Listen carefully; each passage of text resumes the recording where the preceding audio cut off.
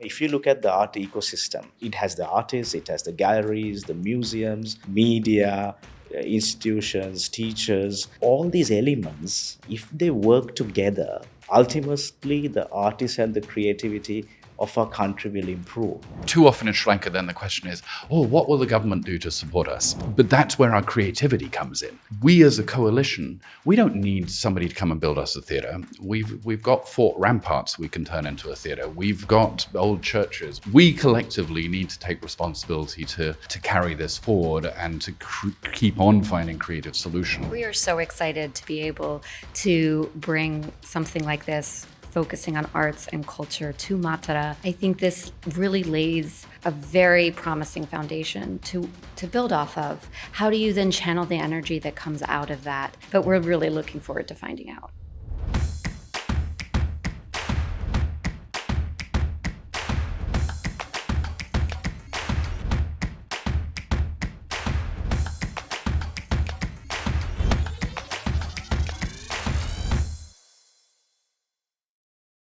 The Matara Arts Festival takes place on the first weekend of February in 2024.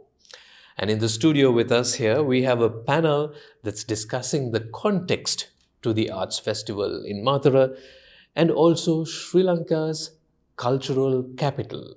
How does Sri Lanka as a country make the most of its creative and cultural industries? So it's good to have all three of you here with us today. Welcome to Echelon. I'll start with you, Malaka. For some background, Malaka, you're the chairman of the George Keyt Foundation.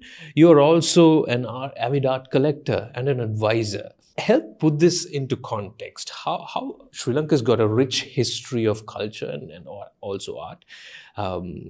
And if you were to look at the contemporary art scene, the 20th century, the 21st century, how do we match up? What about the art scene, if you contrast it to what we have in the past, sticks out for you? Yes. Well, I think if you look at the contemporary art scene here today, I think the main influence has been the events that have taken place in Sri Lanka over the last 30 years. And some of these are not the greatest events, but they have inspired artists to, convert these into canvases and other materials. And it has been accepted very broadly across not only Sri Lanka, but across the world. And the great thing about this is actually it looks at, a diversity of cultures, religions, and a lot of the problems we've had too. So this is quite different to the modern art movement, which happened around the 1920s, when you had this young group of Sri Lankan artists who had seen influences from Europe, but then they took in what we already had. Let's say, the Sigiriya frescoes, our religion, our culture, and then they, put that and the modern art together. So it's interesting to see the differences. So when you refer to the modern art movement, you're referring to the 43 group, George Keyt, and what started in that era. That's what I'm primarily referring to, correct. So you're happily contrasting the difference between the modern art movement and also what we've come to today, because there's this contextual narrative in art today that's that's different to what it was. That's right. So I think the inspirations have been different, and the subjects have been different, but the quality is equally the same. Wow, this fantastic insight. Simon Nihal Bell has a long history with Sri Lanka. He was born in Sri Lanka. Simon, you're also an impact investor and you spend a lot of your time here in Sri Lanka, right? Help us put some context to how impact investing is connected to culture as you see it, as you choose to kind of interpret it and play in that role. Absolutely. As you say, I was born here. My father was here with the British Council and very much involved with cultural and educational exchange and so on. I started coming back here 25 years ago. We left when I was very young. But I'd spent 25 years as a management consultant around the world, advising companies, but also increasingly advising countries around the world on how to build competitive industries. And part of that, I worked on the Creative Korea strategy for the then president of Korea back in 2005, which led to all sorts of high culture like Gangnam Style and K-pop and so on. But yes, worked with quite a lot of countries and regions in the US on their sort of creative industries strategy. So I've always seen creative industries as a core to building any economic development. I mean, regardless of whether you love the arts or not, it's, you know, if you look at London nowadays, the number one tourist destination is the Tate Modern. It's not Buckingham Palace or the Tower of London. You know, the real economic dynamism of most of the leading countries in the world is driven actually by the creative industries. And so, you know, that's got to be a core part of what we do here in Sri Lanka. Specifically for me and my business partners here in Sri Lanka, we all worked as economic consultants. We all wanted to put our money where our mouth is and create our own projects, stop advising other people what to do and actually put it into practice. So our first project is a old tea estate up in the hills near Bandarawela, near Ella.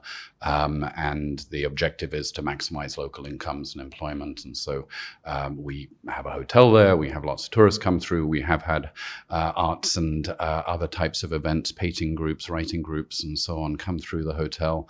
But we also export tea and coffee and spices and other products around the world. Matara, which we'll come to later, really was a labor of love that we saw this gem within the fort of Matara, which was largely being ignored. And a bit like our project in the hills, we wanted to inspire others what was possible. And that's why we're here. Brilliant.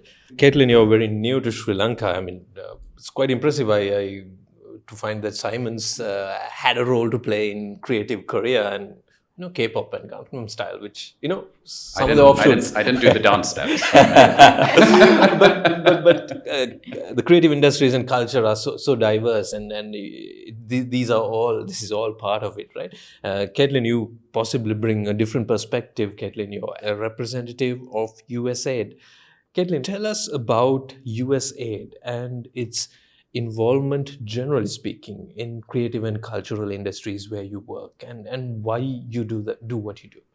Yeah, absolutely. So pertinent to today is looking for that nexus between art and social change and seeing where art can be so inspiring and emotive to people in ways that a workshop or a conference often falls flat. Sure. And I think we saw that in Sri Lanka in 2022 and saw artists being bold and brave and coming out, voicing concerns and passions and interests and issues that resonated really strongly. And I think that is a creative energy that we at USAID are trying to tap and carry forward, because not just in Sri Lanka, but in other places that I worked from South Sudan to Lebanon to Ethiopia, we really see culture as almost a currency for social good, for the common good, and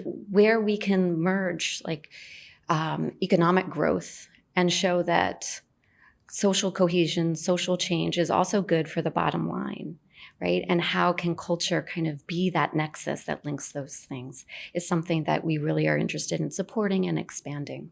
So it looks like Sri Lanka's current context, it's not just its economic context currently, but all the flashpoints, all the challenges that it has had over the years seems to be shaping Sri Lanka's modern narrative around culture and creativity, Malaka.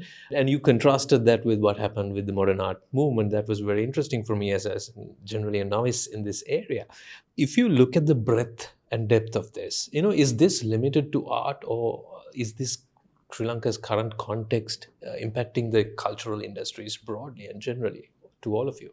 Well, I personally feel, creativity can go to all industries, not just visual art or performance art. And I mean, you interview business people every day here, and you must be knowing the impact AI is going to have on how business works, across all industries. But the part that will stand out will be the creativity, because all these industries will still need creative people. And I always say Sri Lanka always misses the bus. Let's not miss the bus on the creative industry. I mean, it's well known. UNESCO did a recent study, and the creative industry is like $3.3 trillion worldwide. If we can get a piece of that, in Sri Lanka, and that be our future, then I think it'll be, one of the main drivers of our GDP. Do you feel in Sri Lanka, because you have a Sri Lankan context, I'm asking you, and maybe Simon can weigh in, that there is a view around the creative industries that, generally suggests, or at least common people tend to think that, okay, creativity and commercial potential shouldn't go together. Do you have a different view on that? Well, I think that was the traditional thought process, but people are starting to think different now, and I think that's even within the business circles or the corporate world, they've realized the importance of this creativity.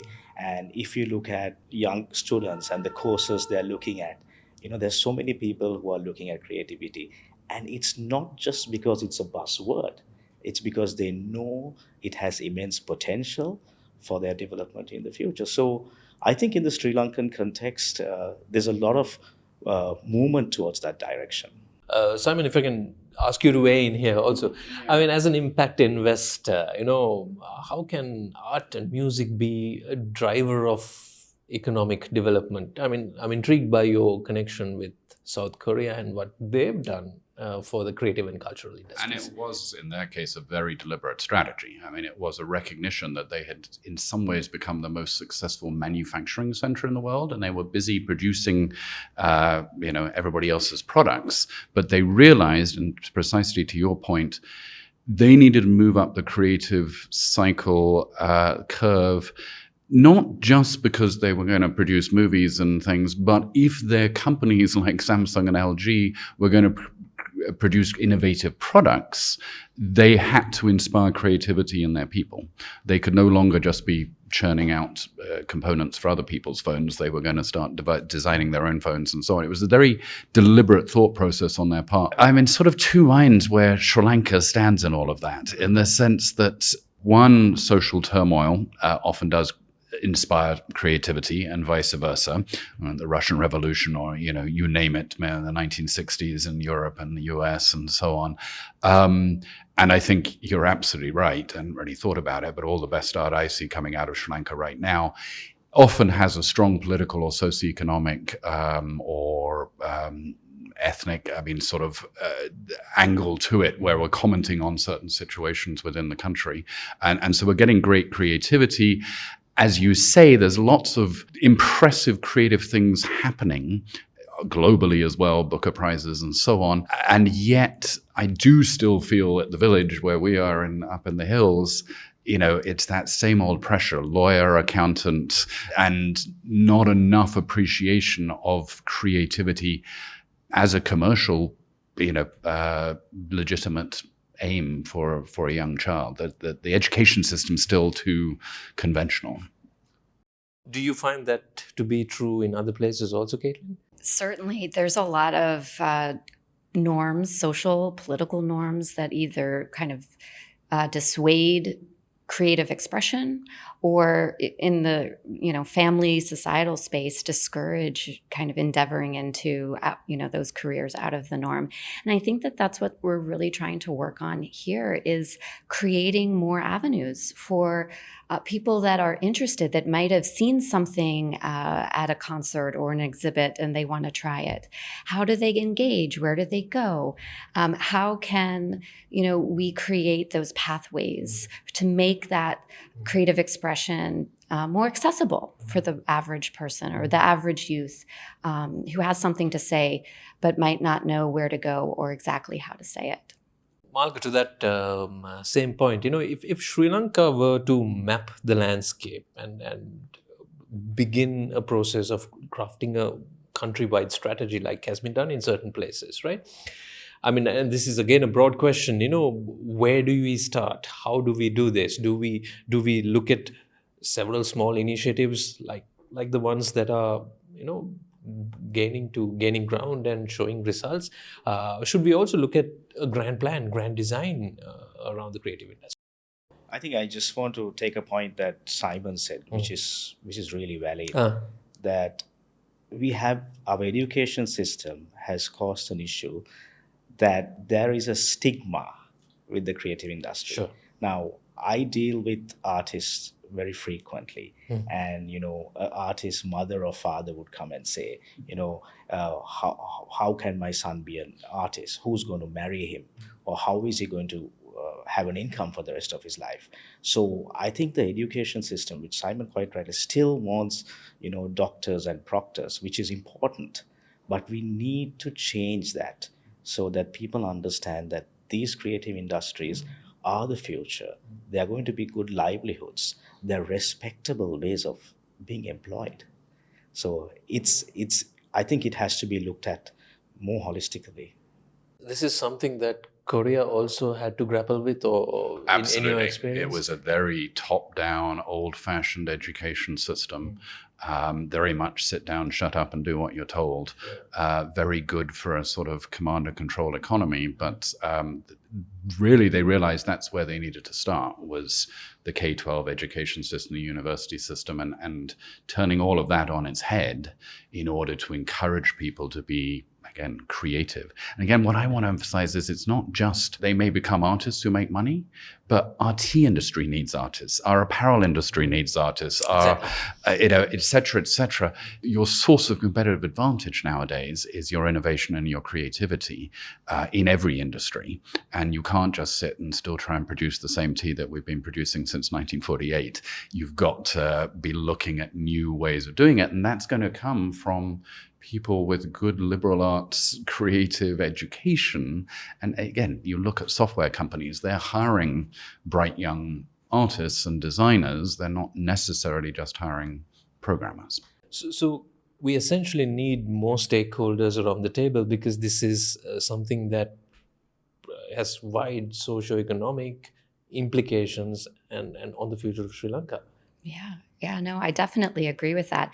I think destigmatizing these different career choices and showing that they are viable and that they are actually cross-sectoral, as you were saying as well, is a really important message, and one that, we can show examples from other countries where they've worked within some of the same cultural norms to destigmatize, to make those opportunities viable. As we all know, there is a lot of youth looking to leaving Sri Lanka every day, massive amount of talent and enterprising energy that is that could be capitalized on here. So I think that looking for creative, innovative, groundbreaking ways to do that would be really advantageous. Yeah.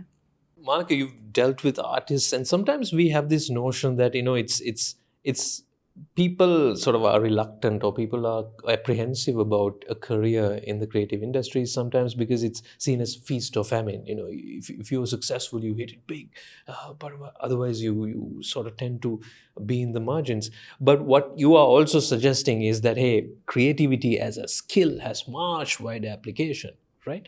And everybody in the industry does not have to be an artist. That's right. And I think that's where, having platforms is very important. Right.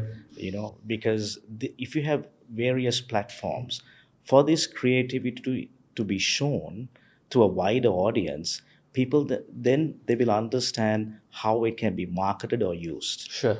What Simon said was quite right. The tea industry is not going to run the same way the tea industry has before. But if we get these creative people to start thinking differently, we will be the next main tea product in the world, or we might be the main rubber product in the world. But that comes from having that education and that confidence. You've engaged family foundations, with the corporate sector, with stakeholders that may understand the context, the background, and why what you're trying to do is important as part of the George Keyt Foundation.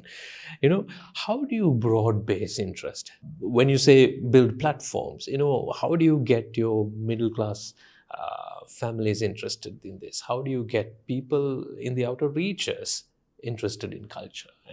So I can give you an example of what the foundation has done for 30 years with John Keel's foundation, which is Kalapula.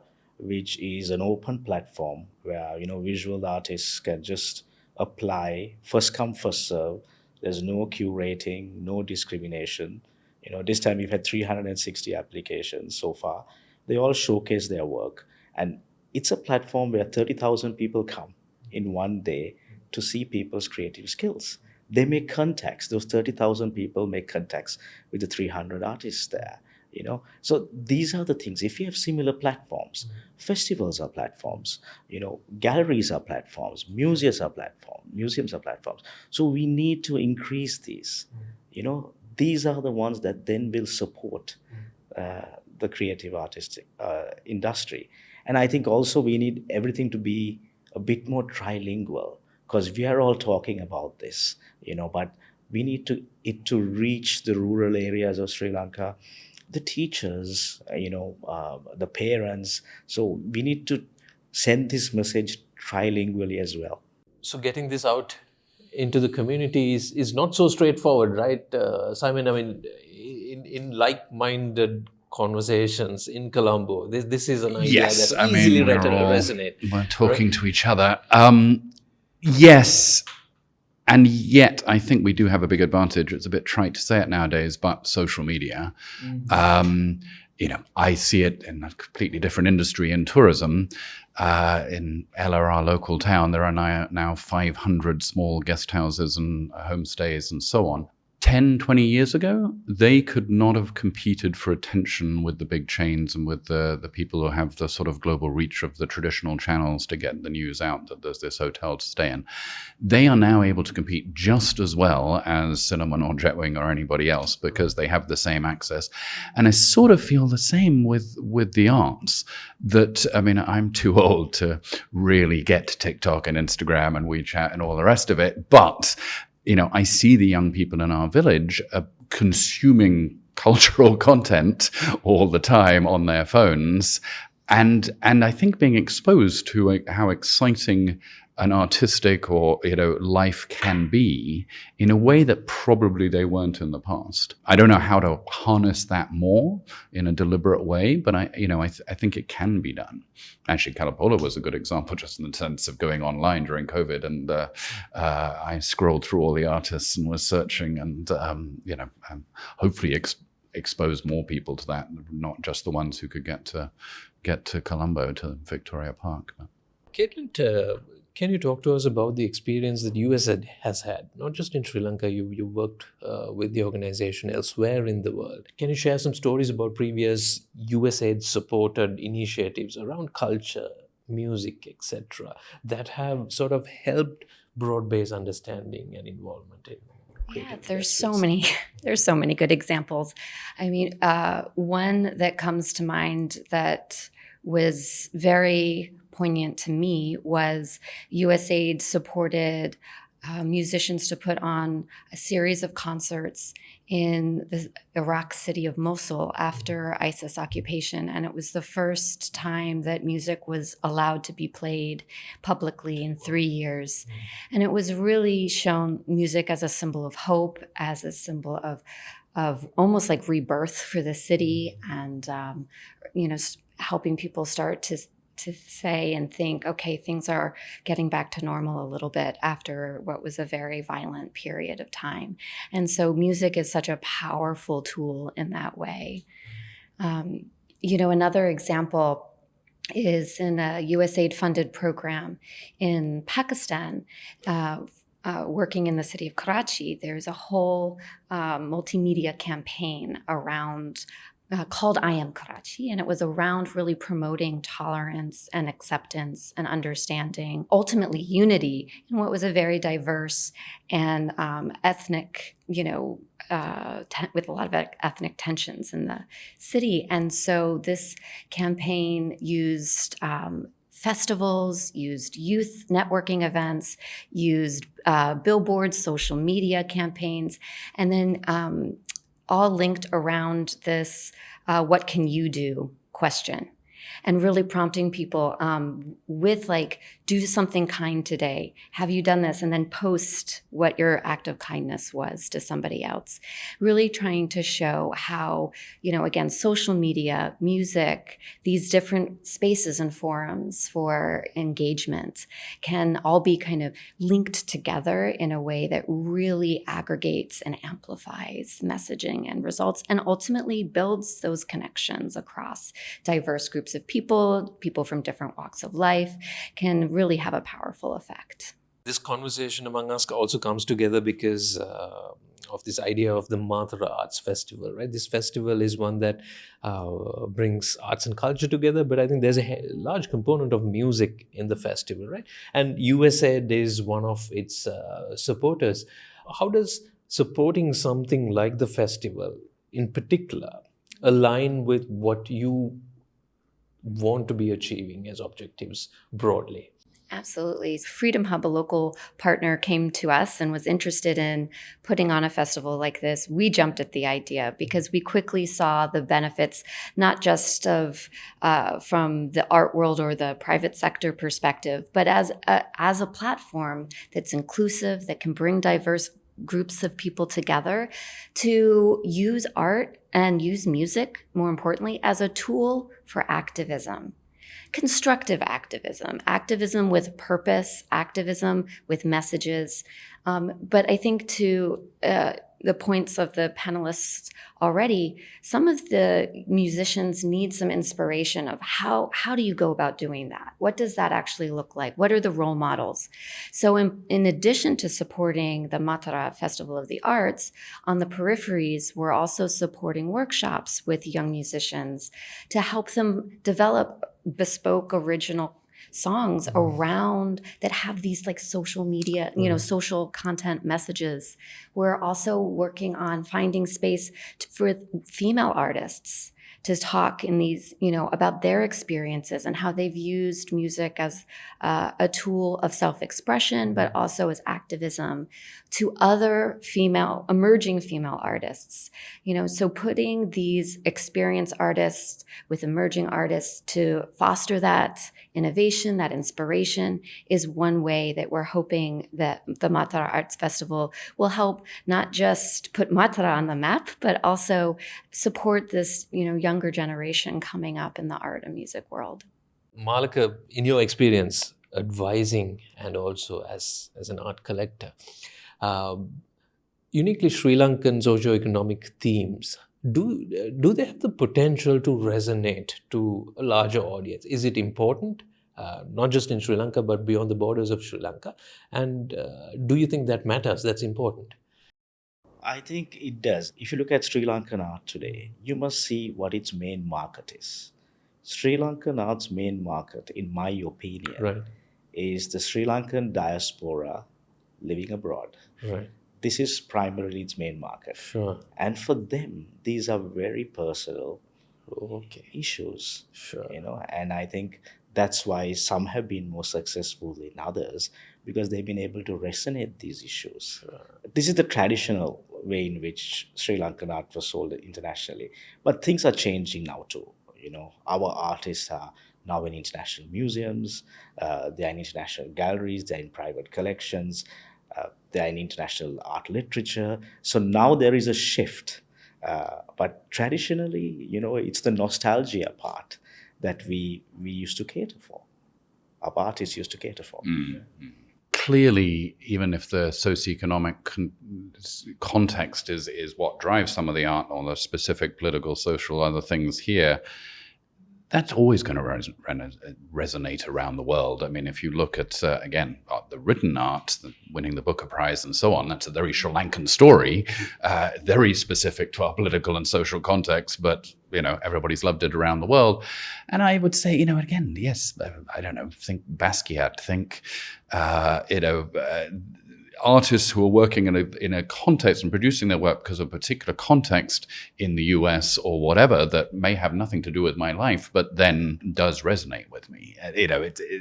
I'm sure what we are producing here and some of the contemporary art that I see is going to appeal far beyond Sri Lankans and the diaspora. Simon, you have an interest, you're an investor in the Mathura Fort area, right?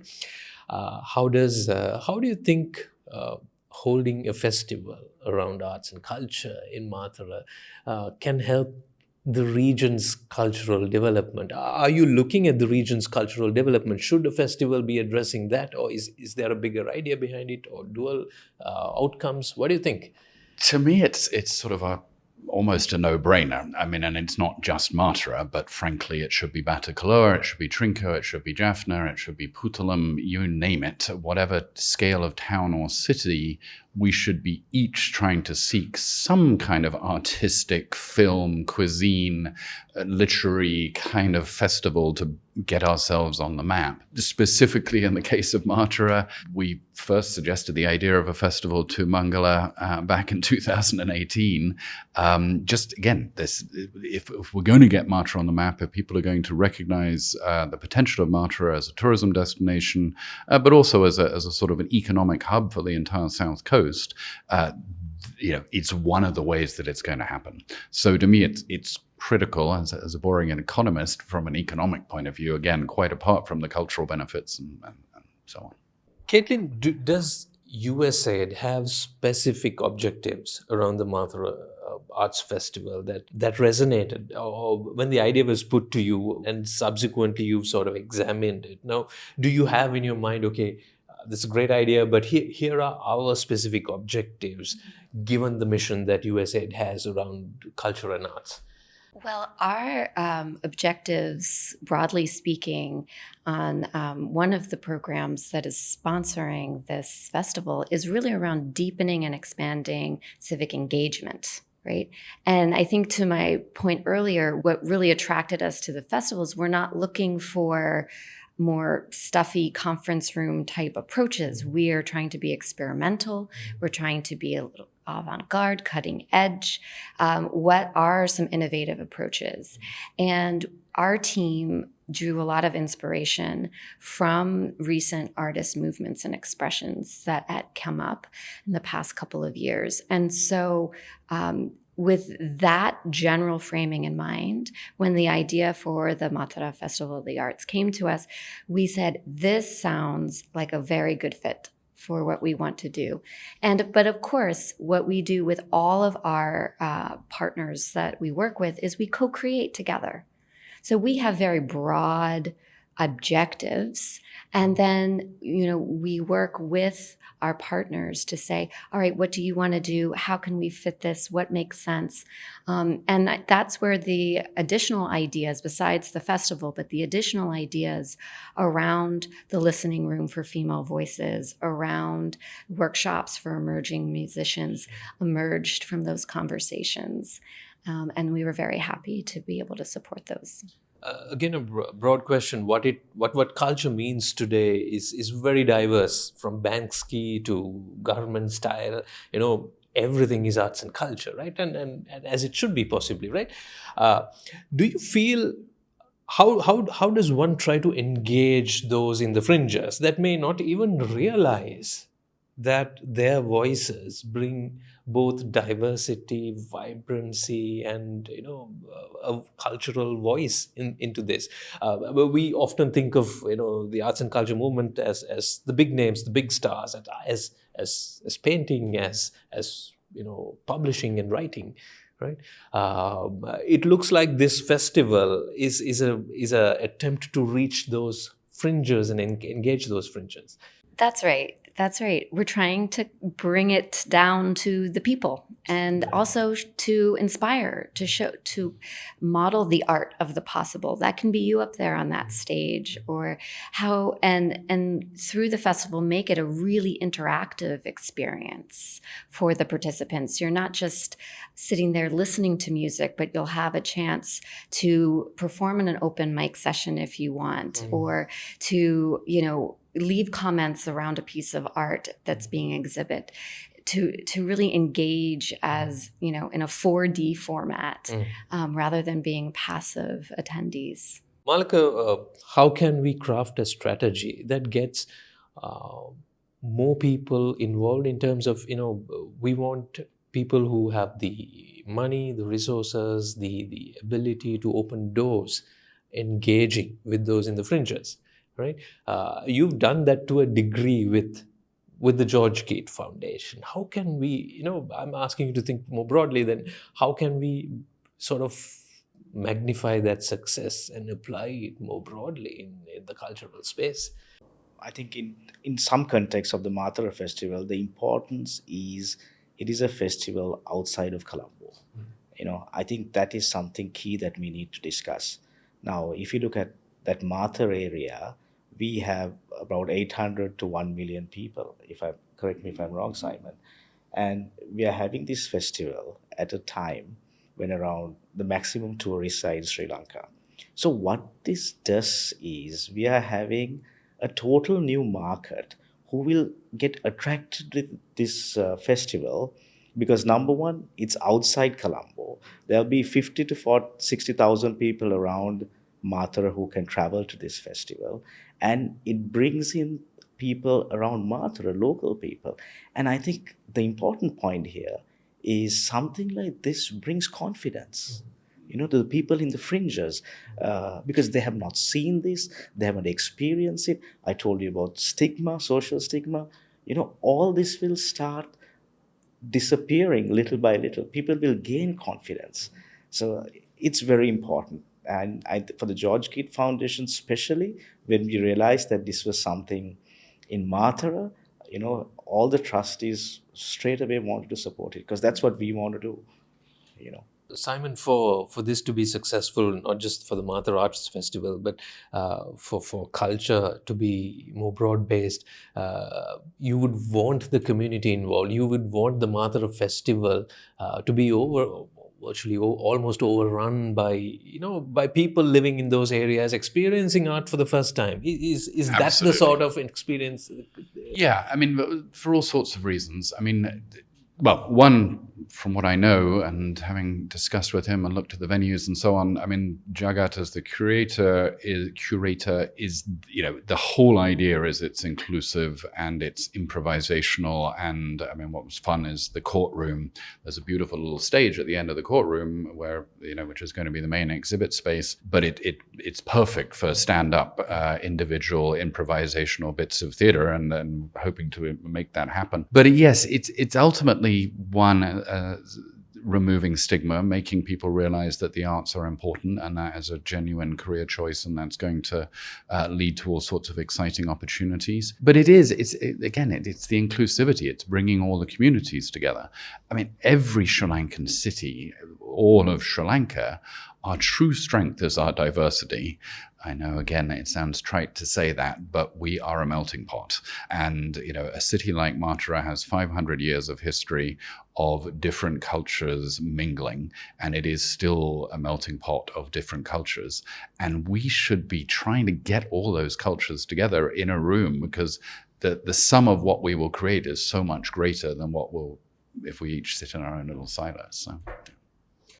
As the George Keyt Foundation, you're involved with Kalapola, which is a marketplace almost for artists, for sculptors and artists in Colombo, right? As Sri Lanka sort of emerges from this economic crisis, Malaka, maybe like Simon is suggesting, we need a lot more of these events to take place all over the country. How do you sort of begin to solve the problem of emerging artists and creative professionals struggling to find a market? It's possibly something you were trying to address with Kalapola in Colombo. But broadly speaking, how do we start addressing this if we had a broad strategy? Yeah, so I think Simon touched on this, but it's important to highlight it. Now, one of the things the foundation is trying to do in the future is to help artists, especially rural artists, be able to market themselves. And the easiest way to do that is social media. There are art galleries in London now who don't have a space. They just have Instagram space, Wow. So we have access to the entire world through this, but we don't know how to capture that market. So the important thing would be to train them. And I think people like USAID will be willing to help us in doing this because we have a global market just in our fingertips. How do we get that is what we should focus on. So that is one of the main things. The other thing is to get these people to come to us. And if you look at the art ecosystem, it has the artists, it has the galleries, the museums, media, institutions, teachers, all these elements. If they work together, ultimately the artists and the creativity of our country will improve. So it's very important we support each other. And I think festivals, especially in outside areas, helps in those rural fringes of people coming in, showcasing their work and bringing them that confidence, and maybe letting them know that these are the tools that they have available for themselves. So I think training them is very important, and that's something we want to do in future. If I can just add a personal story to that point. A couple of months ago, I was down in Matara looking at the site where the festival will take place and got a chance to meet some of the young artists who will be sharing their work and sharing their songs. And for instance, there was a mother who designs her own saris, and it was just beautiful to see her display it. And she's so proud and excited to be able to showcase and sell them at the festival. Another young woman was designing handbags, and she was, very much never before had the opportunity to showcase and sell her work. And another musician who is a student who loves music. He's studying to be an engineer, but has a real passion for music. And he'll be performing for the first time on a big public stage. I mean, those are the opportunities that, again, emphasizing the point around the people outside of Colombo don't often have. And just to see the excitement on their faces of being able to participate and really showcase their work and their passions was really inspiring. So success for you will also be about Matara Arts Festival attracting a very diverse audience. The community, yeah. People from people like Malaka who are investors in this area, people like Simon who are impact investors. That will be a measure of success. Absolutely. Absolutely. And not just attending, but like participating in the events and really having that 360 experience, I think is something that we're really aiming for. This has been a wonderful conversation. I think we covered a lot of ground. If I ask each of you to just take a minute, you can talk about the Matara Arts Festival or sort of wrap up your thoughts. I will start with you, Malaka. Any final thoughts you want to leave on the table? Yeah, I think I would just say that, this festival has the opportunity to attract a lot of people, but what will be equally important is what they do after the festival, because there's going to be, 30 to 50,000 people who attended, who joined their social media, who made contacts with artists. The festival itself will make contact with artists, creators, musicians. So what will be important is that they continue this work throughout the year, Simon, so that next year's Matara Festival will not only attract the people who come to Sri Lanka next for their summer holidays, but will bring in those 30, 40,000 people who understood the festival this time and realize it's worthwhile. And then, of course, build a better marketplace for everyone. Brilliant. Simon, any final thoughts? I think my main thing is absolutely, we need to create a coalition of creative citizens and investors and others who want to maintain this going forward. This is slightly out of left field. I think one thing, too often in Sri Lanka, then the question is, what will the government do to support us? And I do think in our current situation, the government can't do much and shouldn't do much. There are more important things to spend our money on. But that's where our creativity comes in. We as a coalition, we don't need somebody to come and build us a theatre. We've got fort ramparts we can turn into a theatre. We've got old churches. We've got temples. We've got, there are places where we collectively need to take responsibility to carry this forward and to keep on finding creative solutions rather than waiting for some, external agent to come and, build the infrastructure for us.